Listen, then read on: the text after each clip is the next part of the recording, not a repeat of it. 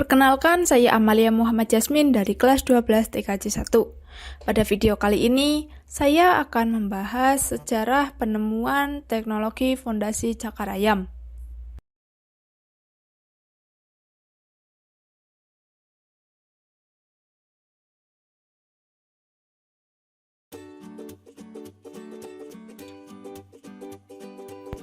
Sejarah penemuan sistem teknologi fondasi cakar ayam. Kata fondasi pasti terdengar sangat tidak asing di telinga kita.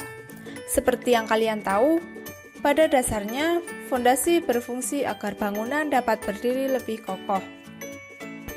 Sebelum membangun rumah atau bangunan, pasti dibangun fondasinya terlebih dahulu.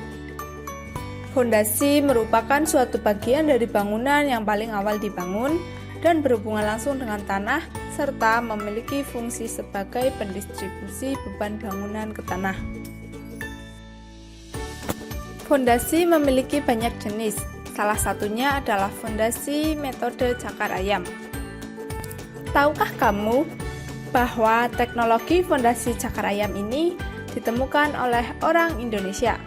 Beliau bernama Profesor Dr. Insinyur Sedijatmo. Metode cakar ayam ini ditemukan pada tahun 1961.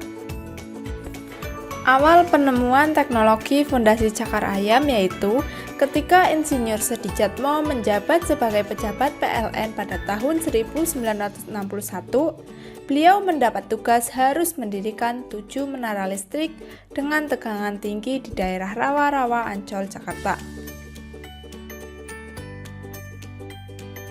Karena tempat akan dibangunnya menara tersebut merupakan daerah rawa, sehingga pembangunan menara tersebut sangat menyulitkan.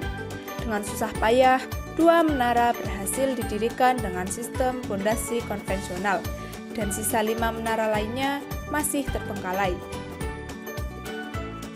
Sedangkan menara ini akan digunakan untuk menyalurkan listrik dan pusat tenaga listrik di Tanjung Priok ke gelanggang olahraga Senayan, di mana di sana akan diselenggarakan Pesta Asian Games tahun 1962.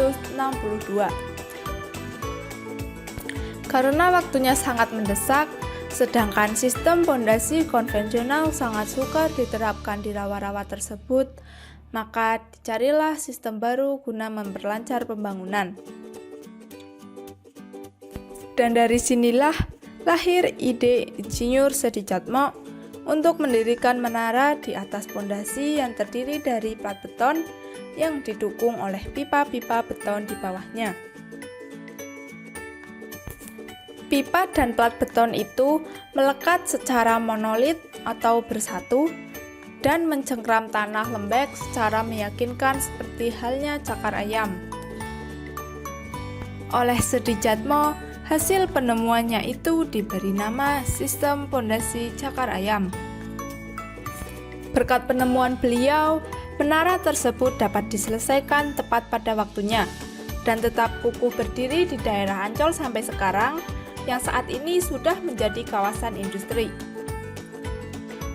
Bagi daerah yang bertanah lembek, fondasi cakar ayam ini tidak hanya cocok untuk mendirikan gedung, tapi juga untuk membuat jalan dan landasan. Satu keuntungan lagi, sistem ini tidak memerlukan sistem drainase dan sambungan kembang susut. Berikut merupakan kelebihan fondasi cakar ayam. Yang pertama, dapat dibangun di berbagai jenis tanah. Yang kedua, tidak membutuhkan sistem drainase. Yang ketiga, cocok digunakan di Indonesia. Wilayah-wilayah di Indonesia cenderung memiliki tanah yang lembek. Oleh karena itu, fondasi cakar ayam sangat cocok digunakan di banyak wilayah geografis Indonesia. Meskipun terkenal sebagai fondasi yang kuat, tetap saja fondasi ini memiliki beberapa kekurangan, yakni yang pertama, biaya pengerjaan mahal. Yang kedua, tidak cocok untuk bangunan kecil. Fondasi ini cenderung cocok untuk bangunan tinggi atau proyek infrastruktur yang berskala besar. Dan yang ketiga, proses pembuatan rumit. Karena fondasi ini juga bukan hasil dari proses yang mudah dan sederhana. Banyak bangunan yang telah menggunakan sistem yang diciptakan oleh Profesor Sedijatmo ini.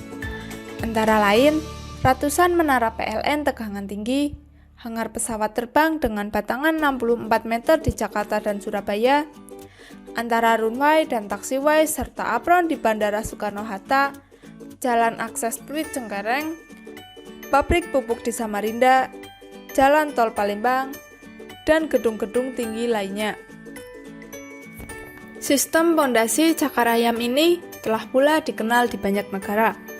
Bahkan telah mendapat pengakuan paten internasional di 40 negara, yaitu Indonesia, Malaysia, Singapura, Thailand, Filipina, Vietnam, India, Cina, Jepang, Korea Selatan, Meksiko, Arab Saudi, Bahrain, Sri Lanka, Brazil, Qatar, Burma, Mesir, Afrika Selatan, Portugal, Spanyol, Argentina, Australia, Brunei Darussalam, Selandia Baru, Maroko, Jerman Barat, Jerman Timur, Inggris, Prancis, Italia, Belgia, Kanada, Amerika Serikat, Jerman Barat, Belanda, dan Denmark.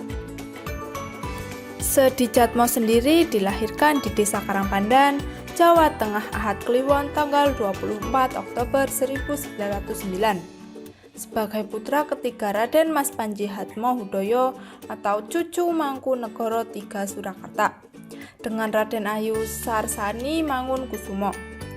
Sedijatmo memiliki nama kecil Raden Mas Sarwanto. Saat berusia beberapa bulan, ia sakit cukup lama yang membuatnya harus mengganti nama. Orang tuanya kemudian memberi nama baru yaitu Raden Mas Sediatmo. Nama Sediatmo diambil dari kata sedia dan atmo yang artinya sedia, sanggup, atau mau, dan atmo yang artinya anak. Melalui nama baru ini, kedua orang tuanya mengharapkan Sediatmo kelak menjadi anak yang baik dan berguna bagi masyarakat, bangsa, dan negaranya. Sebuah doa yang beberapa tahun kemudian terwujud menjadi nyata.